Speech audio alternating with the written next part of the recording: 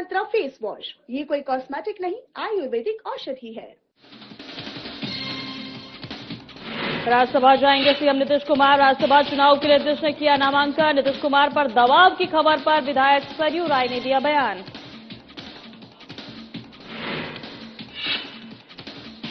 जमशेदपुर में पूर्व सीएम रघुवर दास ने खेली होली। पार्टी कार्यकर्ताओं के साथ खेली होली। देश प्रदेश वासियों को दी होली की शुभकामनाएं।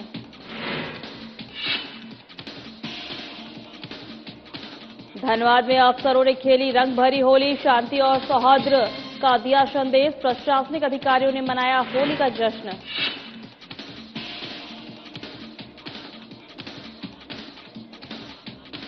जमशेदपुर में एनबीएल शिक्षकों ने सेवा विस्तार पर जताई चिंता। शिक्षकों ने विधायक सरयू राय से की मुलाकात। शिक्षकों ने सरकार से लगाई न्याय की गुहार।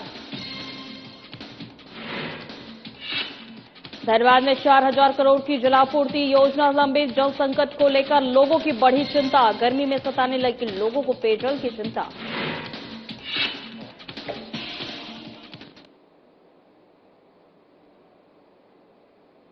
नमस्कार, मैं हूं आपके साथ सोरमरा। बुलेटिन की शुरुआत करते हैं। नीतीश कुमार राज्यसभा चुनाव के लिए गुरुवार को नामांकन दाखिल कर दिया है। उन्होंने सीएम नीतीश कुमार ने सोशल मीडिया प्लेटफॉर्म एक्स पर पोस्ट करते हुए कहा है कि पिछले 2 दशकों से ज्यादा समय से राज्यसभा जाना चाह रहा हूं।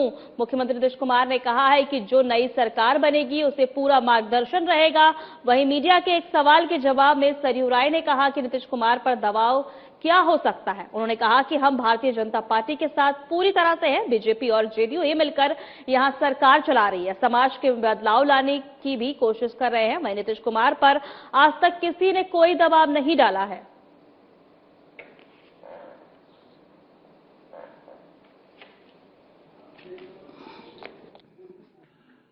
ये अचानक से घटी हुई घटना है। कल रात में पता चला कि नीतीश कुमार जी को राज्यसभा भेजा जा रहा है, यानी वो मुख्यमंत्री नहीं रहेंगे। अगर ये भारतीय जनता पार्टी और जनता दल यू के बीच में नई सरकार बनते समय किसी समझौते का हिस्सा है और उसको अब लागू किया जा रहा है, तो लागू करने का ये तरीका सही नहीं है। और अचानक जब सहमति रही है, नीतीश कुमार जी खुद तैयार हैं, तो सामान्य रूप से ये काम हो जाना चाहिए था। जनता को भी लगता है कि भाई नीतीश कुमार जी जब अपनी सेहत के कारण या और किसी कारण से मुख्यमंत्री के पद पर नहीं रहना चाहते हैं, कोई दूसरा मुख्यमंत्री बनेगा, ये राज्यसभा में चले जाएंगे। तो कहीं किसी को कोई भी इतराज नहीं होता, गिला शिकवा नहीं होता। जिस तरीके से अचानक लगता है जैसे दबाव डाल के मुख्यमंत्री के पद से नीतीश कुमार को हटा दिया गया, ये इससे सही संदेश नहीं जा रहा है और हमारे जैसे लोगों को ये निर्णय पच भी नहीं रहा है। नीतीश कुमार ने खुद कहा है कि वो चाहते हैं कि राज्यसभा जाए, तो इतना बचकाना स्पष्टीकरण है नीतीश कुमार जी का। जब हम विधानसभा में रह लिए, विधान परिषद में रह लिए, लोकसभा में रह लिए, एक राज्यसभा बचा था, हमारी इच्छा उसमें भी रह लें, तो ये कोई जिसको झुंझुना दिखा के लोगों को समझाना बताना वैसा ही है। और नीतीश कुमार जी बिहार के नेता रहे हैं। अपने समर्थकों, उनके समर्थकों को, हमारे जैसे उनके प्रशंसक हैं, मित्र हैं, उनको उनसे बड़ी उम्मीद रही है, उन्होंने पूरा किया है। मुख्यमंत्री हेमंत सोरेन अपने पैतृक गांव बाहा पर्व को शामिल होने गए। वहां पर उन्होंने इस पर्व को आयोजित किया। इस अवसर पर मुख्यमंत्री हेमंत सोरेन ने ग्रामीणों के साथ नेमरा गांव स्थित जाहिर थाना पहुंचे। मुख्यमंत्री वहां पारंपरिक विधि विधान के साथ पूजा अर्चना कर राज्यवासियों की सुख समृद्धि, खुशहाली और उन्नति की कामना की।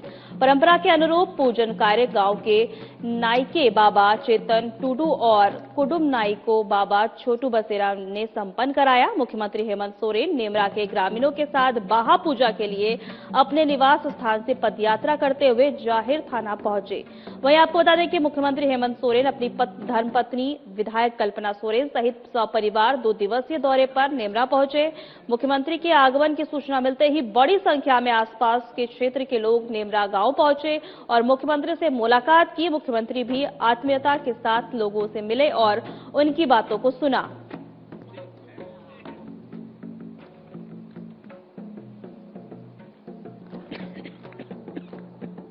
रमजान के लिए सभी लोगों को, झारखंड की जनता और देश की जनता को हमारी ओर से बहुत बहुत शुभकामनाएं। सभी आदिवासी समुदाय और हमारे हिंदू समुदाय, मुस्लिम समुदाय, सभी लोगों का त्योहार है। सभी लोगों को मेरी ओर से बहुत बहुत शुभकामनाएं। आज हम लोग भी अपनी परंपराओं के साथ आज गांव में हैं। सर, एक छोटा सा प्रश्न है, खाड़ी के देशों में युद्ध है और झारखंड के कई लोग फंसे, सरकार क्या कर रही है? तो उसमें तो भारत सरकार करेगी। हमने तो भारत सरकार से आग्रह भी कर लिया है, अब आगे देखिए। झारखंड के पूर्व मुख्यमंत्री रघुवर दास ने एकरिगो स्थित अपने आवास पर उन्होंने कार्यकर्ताओं के साथ जमकर होली खेली। साथ ही प्रदेशवासियों को होली की शुभकामनाएं दी। इस अवसर पर बड़ी संख्या में बीजेपी नेता और कार्यकर्ता मौजूद रहे। एकरिगो स्थित आवास पर आयोजित होली मिलन समारोह में सभी ने एक दूसरे को अबीर और गुलाल लगाकर होली पर्व की शुभकामनाएं दी। कार्यक्रम के दौरान जमशेदपुर पूर्वी की विधायक पूर्णिमा साहू भी उपस्थित रही। इस मौके पर पूर्व मुख्यमंत्री रघुवर दास ने प्रदेशवासियों को होली की ढेर सारी शुभकामनाएं देते हुए कहा कि होली आपसी भाईचारे, सौहार्द और खुशियों का पर्व है। वहीं विधायक पूर्णिमा साहू ने कहा कि होली खुशियों और एकता का त्योहार है, जिसे सभी को मिलजुल कर मनाना चाहिए।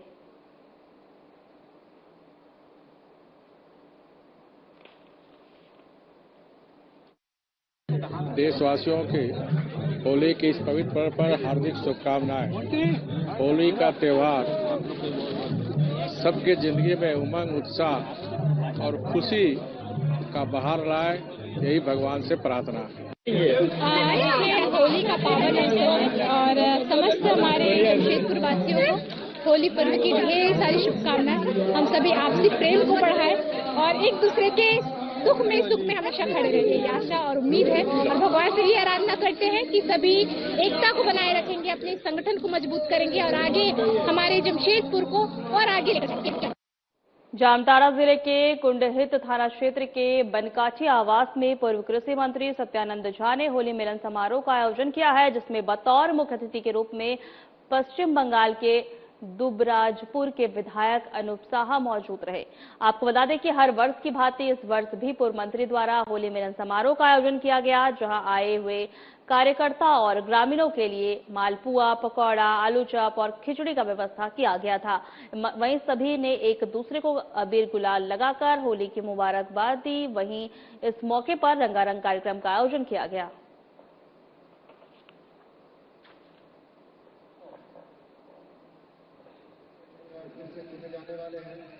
भांति इस अवसर भी शुरू हुआ है, लेकिन इस होली मिलन समारोह एक रंग का पर्व नहीं है। ये सभी आम जनता, सभी जनता के साथ मिलजुल कर जो उत्सव को मनाया जाता है, वही है होली मिलन समारोह। सब एक साथ में हम लोग खुशी मनाते हैं, सब एक साथ में पूरा साल के बाद सबका मिलन होता है, यही होली मिलन समारोह का। वर्ष की भांति इस वर्ष भी होली मिलन समारोह का आयोजन किया गया है। हर साल होता है और आज इस होली मिलन समारोह में हमारे जिला अध्यक्ष सुमित सोरेन जी, जिला के उपाध्यक्ष अभय जी, हमारे पूर्व के प्रखंड के अध्यक्ष ठाकुर मणि सिंह जी, हमारे रंजीत जी जो अभी जिला के उपाध्यक्ष हैं, नृत्य का भी कार्यक्रम है जो कुछ ही देर में शुरू होगा और हम लोग उसका आनंद लेंगे। आज के दिन हम सभी कार्यकर्ताओं को, जो समर्पित कार्यकर्ता हैं, उनको बहुत बहुत धन्यवाद और आगे का साल भर का समय हमारा अच्छा व्यतीत हो, आगे हम अच्छा करें, हमारा स्वास्थ्य ठीक हो और हम पार्टी के काम को भी आगे बढ़ाते रहें, यही शुभकामना। देखिए, मैं हर साल आता हूँ। इस कार्यक्रम में भाग लेना मेरे लिए बहुत सौभाग्य का बात है। मैं तो इस झारखंड प्रदेश का सभी कार्यकर्ता को मैं धन्यवाद देता हूँ और जितना सारे जनता है उनको भी शुभेच्छा देता हूँ कि ये रंगों का जो उत्सव है, हमारा सभी समाज के लोगों को एक साथ एकजुट होके इस समाज को एकता का जो बात है उसका एक मैसेज देते हैं और ये उत्सव पूरा देश भर ही होता है। तो इस कार्यक्रम बहुत अच्छा है कि सभी कार्यकर्ता इसमें भागीदारी रहते हैं। मैं भी बंगाल से होते हुए झारखंड में इस नाला कुंडहित में भी इस कार्यक्रम में मैं आता हूं। इस बार भी आने का मौका हुआ मुझे, इसलिए मैं सभी यहाँ गांव का लोगों को और खासकर हमारा सत्यनारायण झा जी को, हमारा डिस्ट्रिक्ट प्रेसिडेंट है सुमित दा को, बाकी सभी नेतृत्व को मैं शुभेच्छा देता हूं कि इस कार्यक्रम हमारे लिए बहुत अच्छा है। और इस गांव का लोगों को, जो लोग इस कार्यक्रम में भागीदारी रहते हैं, उन लोगों को भी शुभेच्छा देता हूं। आने वाला समय में भी सब मिलके देश का प्रगति, देश का विकसित के लिए हम सबको काम करना चाहिए। देश का प्रधानमंत्री मोदी जी ने जिस तरह से काम कर रहे हैं उसमें हम सब शामिल होंगे। आने वाला समय में झारखंड में भी बदलाव होगा, बंगाल में भी बदलाव होने वाला है। रंगों के त्योहार होली पर धनबाद में प्रशासनिक अधिकारियों ने भी पूरे उत्साह और उमंग के साथ जश्न मनाया। डीसी और एसएसपी आवास पर अधिकारियों का जुटान हुआ, जहां रंग गुलाल के बीच भाईचारे का संदेश दिया गया। होली के शुभ अवसर पर धनबाद में आदित्य रंजन और प्रभात कुमार के आवास पर धूमधाम से होली मनाई गई। सबसे पहले एसएसपी प्रभात कुमार के आवास पर जिले के पुलिस पदाधिकारी एकत्रित हुए। इस मौके पर ग्रामीण एसपी, सिटी एसपी, सभी डीएसपी और जिले के विभिन्न थाना प्रभारी मौजूद रहे। ढोल नगाड़ों की थाप पर अधिकारियों ने एक दूसरे को अबीर गुलाल लगाकर होली की शुभकामनाएं दी। इस अवसर पर एसएसपी प्रभात कुमार ने पूरे जिले वासियों को होली की शुभकामनाएं दी।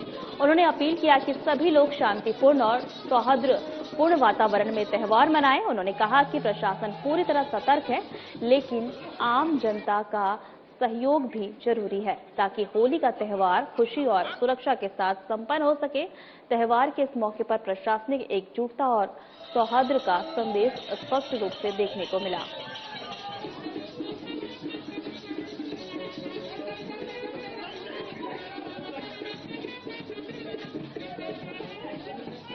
आपको एक बार फिर से बता दें, रंगों के त्योहार होली पर धनबाद में प्रशासनिक अधिकारियों ने पूरे उत्साह और उमंग के साथ होली का जश्न मनाया। डीसी और एसएसपी आवास पर अधिकारियों का जुटान हुआ, जहां रंग गुलाल के बीच भाईचारे का संदेश दिया गया। होली के शुभ अवसर पर धनबाद में आदित्य रंजन और प्रभात कुमार के आवास पर धूमधाम से आप देख सकते हैं होली मनाई गई है। सबसे पहले एसएसपी प्रभात कुमार के आवास पर जिले के पुलिस पदाधिकारी एकत्रित हुए। इस मौके पर ग्रामीण एसपी, सिटी एसपी, सभी डीएसपी और जिले के विभिन्न थाना प्रभारी मौजूद रहे। ढोल नगाड़ों की थाप पर अधिकारियों ने एक दूसरे को अबीर गुलाल लगाकर होली की शुभकामनाएं दी। इस अवसर पर एसएसपी प्रभात कुमार ने पूरे जिले वासियों को होली की शुभकामनाएं दी। उन्होंने अपील किया कि सभी लोग शांतिपूर्ण, सौहार्दपूर्ण और वातावरण से त्योहार मनाएं। उन्होंने कहा कि प्रशासन पूरी तरह सतर्क है, लेकिन आम जनता का सहयोग भी जरूरी है, ताकि होली का त्योहार खुशी और सुरक्षा के साथ संपन्न हो सके। त्योहार के इस मौके पर प्रशासनिक एकजुटता और सौहार्द का संदेश स्पष्ट रूप से देखने को मिला।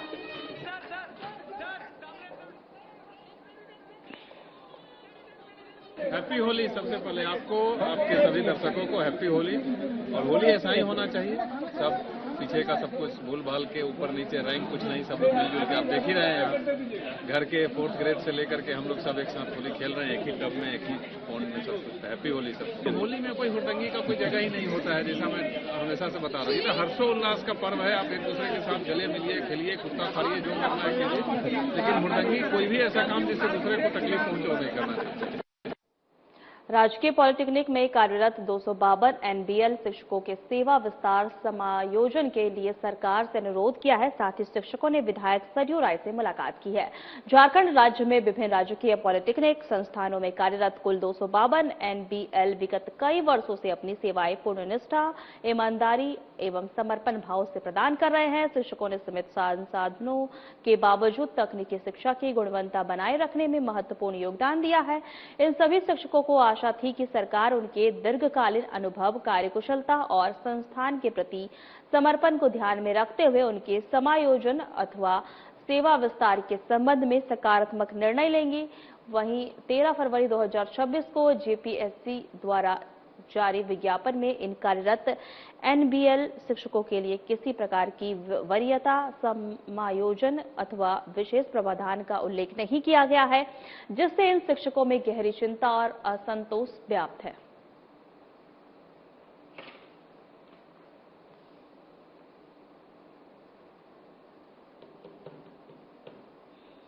जैसे हम लोग आवश्यकता था टीचर है सर, हम लोग पॉलिटेक्निक कॉलेज में कोई 10 साल, कोई 15 साल, कोई 6 साल से पढ़ा रहे सर। तो हमारा जो ये उठा था कि हम लोग को कुछ चैन में कुछ ये मिले, क्या बोलते हैं उसको, पॉइंट दिया जाएगा कुछ हमारा। तो अभी क्या हुआ है सर कि जेपीएससी द्वारा विज्ञापन आया 13 फरवरी को, जिसमें हम लोग ने कुछ ये नहीं पॉइंट नहीं दिया गया है। हम लोग चाहते हैं कि हम लोग को एक अच्छा सा जैसे 12 टीचर का कुछ जो ये है उस तरह से हम लोग को रखा जाए। लेकिन सर अभी क्या है कि सरकार की तरफ से कुछ ऐसा हमको मिला नहीं, सुविधा ऐसा कुछ हम लोग को मिला नहीं सर। मामला ये कि सर हम लोग 10, 12 साल, 15 साल से पीटीएल के रूप में काम कर रहे थे, जिस समय की 200, 250, 125 रुपया पर क्लास था सर, है ना।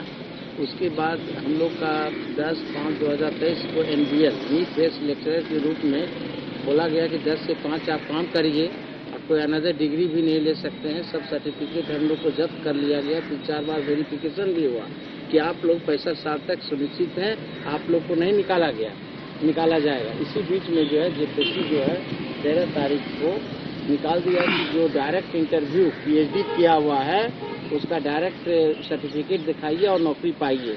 तो बताइए हम लोग 10 साल 12 साल से जो MSc को BTech करके काम कर रहा है उसको तो ऐसे ना आउट हो जाएंगे हम लोग सर, बाहर निकल जाएंगे। फिर तो हम लोग का घर परिवार बाल बच्चे जो हम लोग 10 साल 12 साल 15 साल से काम कर रहे हैं तो उसका क्या फिर हुआ सर।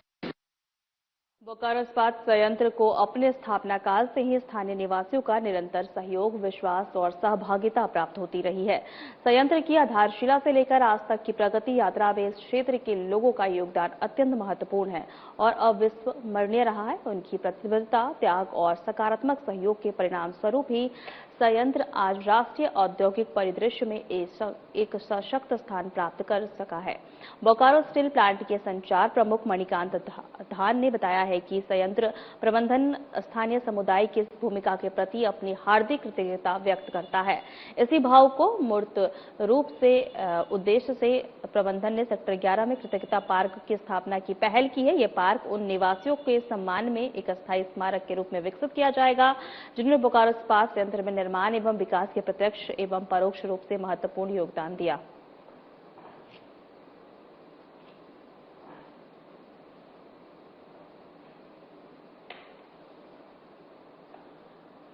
बोकारो इस्पात संयंत्र को अपने स्थापना काल से ही स्थानीय निवासियों का निरंतर सहयोग, विश्वास, सहभागिता प्राप्त होती रही है। आपको बता दें कि संयंत्र की आधारशिला से लेकर आज तक की प्रगति यात्रा में इस क्षेत्र में लोगों का योगदान अत्यंत महत्वपूर्ण और अविस्मरणीय रहा है। उनकी प्रतिबद्धता, त्याग, सकारात्मक सहयोग के परिणाम स्वरूप ही संयंत्र आज राष्ट्रीय औद्योगिक परिदृश्य में एक सशक्त स्थान प्राप्त कर सका है। बोकारो स्टील प्लांट के संचार प्रमुख मणिकांत धान ने बताया कि संयंत्र प्रबंधन स्थानीय समुदाय की इस भूमिका के प्रति अपनी हार्दिक कृतज्ञता व्यक्त करता है।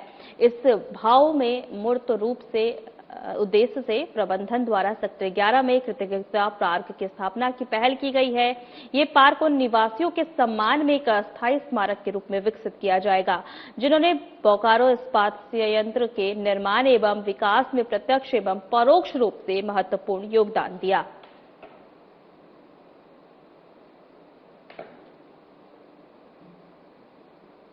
धनबाद में पेयजल आपूर्ति की तस्वीर चौंकाने वाली है। 4000 करोड़ की बीते एक दशक से विभिन्न शहरी और ग्रामीण जलापूर्ति योजनाएं लंबित हैं।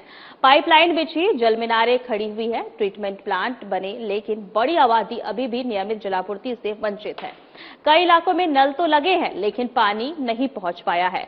जिले में चल रही कई योजनाएं 70 से 85% तक पूरी बताई जा रही है, लेकिन लक्ष्य तिथि भी बीत चुकी है, फिर भी आपूर्ति शुरू नहीं हो सकी है।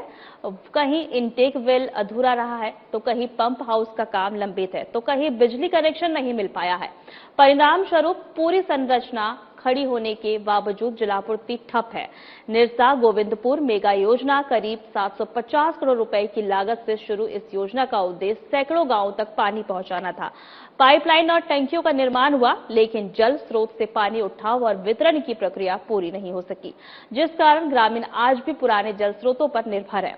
ग्रामीण जलापूर्ति योजना के तहत ट्रीटमेंट प्लांट और जल मीनार बन चुके हैं। योजना तय समय में पूरी होनी थी, लेकिन मोटर संचालन और ट्रायल रन में देरी के कारण दर्जनों गांव में पानी की आपूर्ति शुरू नहीं हो सकी है। बलियापुर में ट्रायल के बाद पानी शुरू हुई, लेकिन फिर से आपूर्ति बंद कर दी गई है। इतना ही नहीं, बड़ी राशि खर्च होने के बावजूद अपेक्षित परिणाम नहीं मिलने से जवाबदेही को लेकर सवाल उठ रहे हैं।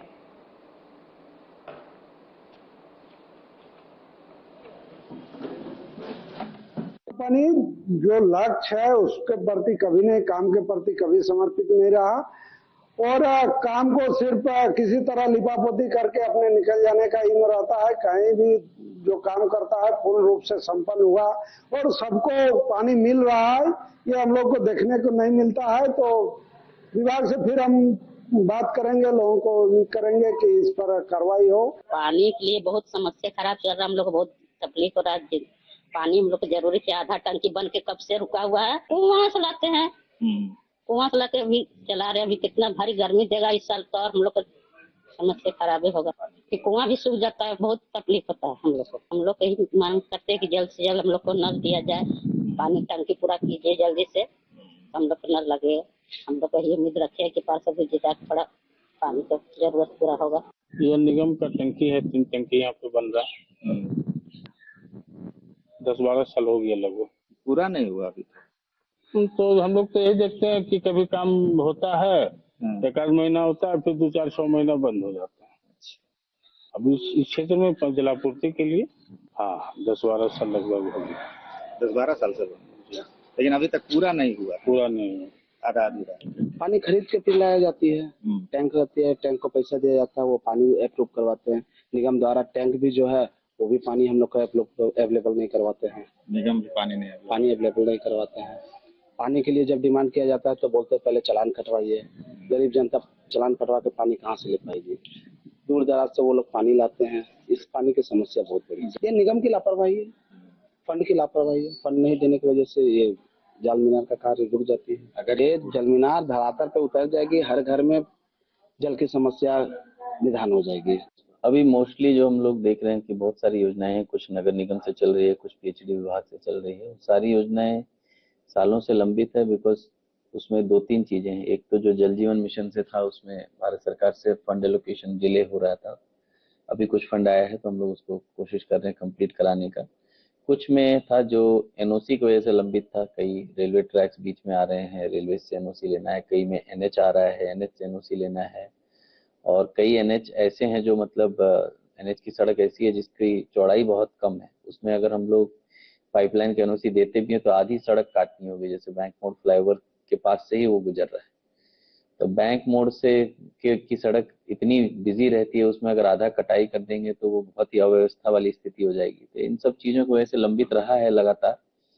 कुछ में वाटर एक्सट्रैक्शन को लेके भी लंबित रह रहा है। डीवीसी से हम लोगों को वाटर एक्सट्रैक्शन की परमिशन लेनी है, डीवीसी से परमिशन अभी नहीं मिला है, वो भी एक कारण है लंबित रहने का। और इन सब के अलावा एक एजेंसीज की भी जो कार्य करने की गति है वो भी संतोषजनक नहीं रही। हम लोगों ने 3-4 राउंड मीटिंग किया है, दिशा की बैठक में भी ये मुद्दे लगातार उठते आए हैं, डीएफटी की बैठक में भी उठते आए हैं। इस बार गर्मी से पहले हम लोग 2-3 राउंड मीटिंग, एक डीवीसी के साथ, एक डीएमसी के साथ, एक सभी एजेंसी के साथ हम लोग अभी करेंगे। चुनाव समाप्त होने के बाद हम लोग का प्लान भी था। कोशिश है कि उनमें से कुछ योजनाएं जो कम बजट में, कम मेहनत में एनओसी प्राप्त करके अगर कराया जा सकेगा तो हम लोग जरूर उस पर पहल करेंगे। बाकी अन्य जो ईएसआरस हैं, जो सिंगल विलेज स्कीम है, उन सब का सर्वे चल रहा है। सारे चापाकल जो है उन सब का सर्वे चल रहा है। ऐसी कोई भी स्कीम जो बैठ रही होगी बिकॉज ऑफ वाटर स्कार्सिटी या ग्राउंड वाटर टेबल डिप्लीशन, तो उस पर हम लोग कार्रवाई करेंगे। सारे सिंगल विलेज स्कीम जो भी सूख गए थे लास्ट ईयर, उन सब के आसपास हम लोगों ने तालाब इस बार सैंक्शन किया है। तो आशा है, हम लोगों ने दूसरे जगहों में देखा है, आशा है कि इस साल वो ईएसआर नहीं सूखेंगे पिछले वर्ष के जगह जैसे, क्योंकि लगभग सभी जगह हम लोग जितना उसका टंकी का कैपेसिटी है उससे 20 से 40 गुना साइज का पॉन्ड विद इन 500 मीटर्स बना रहे हैं, ताकि ग्राउंड वाटर का रिचार्ज हो जाए और वो ईएसआर सक्सेसफुल हो जाए। तो हम लोग तैयार तो पूरी तरह से हैं, बट बड़ी योजनाएं समय से कंप्लीट करने के लिए हम लोग एक आध मीटिंग करेंगे, तभी उसमें कुछ रिजल्ट आ पाए। जामताड़ा जिले के नाला प्रखंड स्थित सामुदायिक स्वास्थ्य केंद्र नाला में एवीडी कर्मियों ने 10 महीने से वेतन नहीं मिलने के विरोध में हड़ताल शुरू कर दी। गौतम भुइया, तपन कुमार पातर, वापी मंडल, रिजू साधु, जहीरुद्दीन अंसारी, हसीमुद्दीन अंसारी, प्रदीप चंद्र उदय और संतराम किस्कू सहित कई कर्मियों का कहना है कि इतने लंबे समय से भुगतान नहीं होने के कारण परिवार चलाना मुश्किल हो गया है। हड़ताल के कारण क्षेत्र में वैक्सीन वितरण और संबंधित कार्य प्रभावित होने की आशंका है। वहीं प्रोग्राम मैनेजर परवेज आलम ने बताया कि भुगतान की फाइल कोषागार भेज दी गई है और अधिक कार्यभार के कारण देरी हो रही है, लेकिन जल्द ही भुगतान किया जाएगा।